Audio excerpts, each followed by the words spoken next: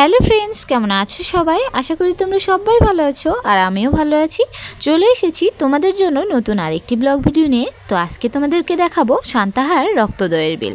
তোমাদের ভাইয়া গেছিলো ওদের ফ্রেন্ডেদের সঙ্গে। দেখো না রক্তদয়ের বিলটা কত সুন্দর। যদিও আমি অনেকবারই গেছি, আমার খুব ভালো লেগেছে।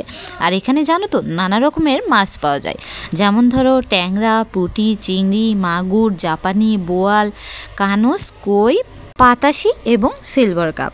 দেখো না কতগুলো নাম বলে ফেললাম এক নিমেষে। দেখো সকলেই কিন্তু বড়শি দিয়ে এখানে মাছ ধরছিল। আর এই সাইডটাতে কিন্তু নৌকাতে উঠে ঘোরাঘুরি করা যায়, জানো তো। দেখো সকলেই উঠছে নৌকাতে।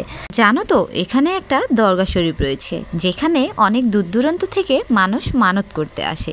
ইতিহাস আর ঐতিহ্য সমৃদ্ধ রক্তদয়ের বিল। ঐতিহাসিকদের মতে 17 শতাব্দীর শেষের দিকে ফকির মজনু সাহা আদমদিঘি সহ আশেপাশের এলাকায় ইংরেজদের দোসর জমিদারদের হাত থেকে বাঁচাতে আবারও তৎপরতা শুরু করেন। সে সময়ের প্রজারা জমিদার ও ইংরেজদের দ্বারা প্রতিনিয়ত অর্থনৈতিক ও শারীরিকভাবে নির্যাতনের শিকার হতো। তাদের উপর এমনভাবে কর ধার্য করা হতো যা পরিশোধ করতে গিয়ে সর্বশান্ত হয়ে যেত। ফলে প্রজাদের বাধ্য হয়ে জমিদারদের নায়েব, এমনকি ইংরেজদের সাধারণ সিপাহী ও কর্মচারীদের নিকট থেকে অতিরিক্ত সুদে টাকা ধার নেওয়া ছাড়া তাদের আর কোনো উপায় ছিল না। এই ধার দেওয়া টাকা ও সুদের টাকা আদায় করতে কিন্তু প্রজাদের উপর অনেক নির্যাতন চালানো হতো। তবে প্রজাদের উপর অত্যাচার যখন চূড়ান্ত অবস্থায় পৌঁছে গেছে, ঠিক সেই সময় অর্থাৎ 1786 সালে এই একই এলাকায় অস্ত্রধারী সন্ত্রাসী ও ফকিরদের সাথে নিয়ে ফকির মজনু সাহা এর আগমন ঘটে। সে সময় আদমদিঘির অধিকাংশ এলাকায় ছিল গহীন অরণ্যে ঢাকা। তারা এসব অরণ্য থেকে বেরিয়ে এসে ইংরেজ শাসকদের উপর ও তাদের এদেশীয় দোসর জমিদারদের উপর হামলা চালাতে শুরু করেন। যেখানেই প্রজা নিপীড়ন শুরু হতো, সেখানেই মজনু বাহিনীর উপস্থিত ঘটত। প্রজাদের সমর্থক ও ফকিরদের মজনু বাহিনীর অভিযানে ইংরেজ ও জমিদারদের মাঝে আতঙ্ক ছড়িয়ে পড়ে।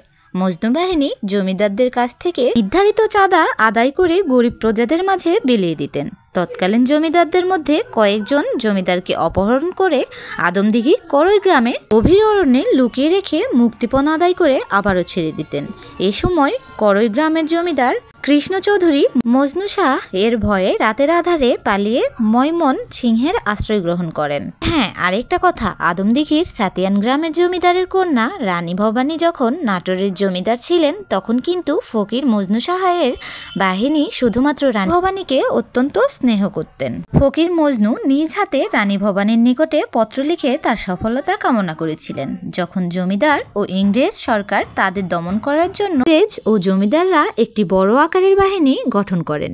এই সংবাদ পাওয়ার পরে দুর্ধর্ষ ফকির বাহিনীর সদস্যরা 24 ঘন্টার নোটিশে করই জঙ্গলের এলাকায় একত্রিত হন। এদিকে ইংরেজ সৈন্যরাও কিন্তু কম যায় না। এরা আত্রাই নদী হয়ে নৌকাযোগে বিলভোমরা দিয়ে গোপন করই জঙ্গল ঘেরাও করার পরিকল্পনা নিয়ে এগিয়ে আসতে থাকে।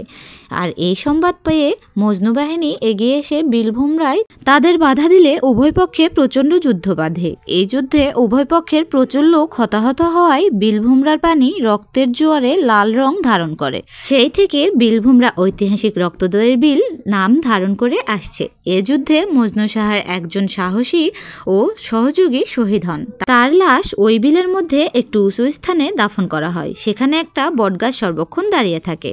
প্রবীণ লোকদের মতে যতই বন্যা হোক না কেন, এই কবরে কখনো পানি ওঠে না। তো যাই হোক, আমি যতটুকু জানতাম তোমাদের সঙ্গে সেটাই শেয়ার করার চেষ্টা করছি। আর হ্যাঁ, এটা কিন্তু আমার শোনা কথা, অবশ্যই সেই সময় কিন্তু আমি ছিলাম না। তো যাই হোক, চলো আজকের ভিডিওটা তোমাদের কেমন লাগলো অবশ্যই কমেন্ট করে জানিও। ভালো লাগলে লাইক, কমেন্ট, শেয়ার করো, সাবস্ক্রাইব করতে ভুলো না কিন্তু। থাকা বেল বাটনটি অবশ্যই ক্লিক করে দিও। তোমাদের সঙ্গে দেখা হবে নেক্সট ব্লগে। ততক্ষণ ভালো থেকো, সুস্থ থেকো আর আমাকে একটুখানি সাপোর্ট করো। টাটা বন্ধুরা।